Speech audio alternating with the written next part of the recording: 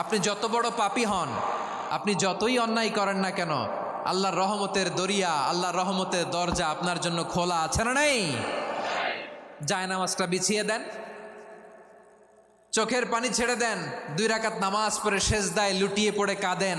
যত গুনাহ আপনার হোক না কেন, আপনার গুনাহ মাফ করে কবুল করে নিবে কে? মুবাশশিরাম বিরহমাতিল্লাহ, বিশ্বনবী তিনি সুসংবাদদাতা, বেয়ারার অফ গ্ল্যাড টাইডিংস, সুসংবাদ দেন। পাপী অবাধ্য সীমালঙ্ঘনকারীদেরকে তিনি আল্লাহর রহমতের সুসংবাদ দেন। আল্লাহর রহমত থেকে মুখ ফিরিয়ে নিও না। তিনি যে কত দয়ালু, তিনি যে তোমারে কত ভালোবাসে তুমি জানোই না।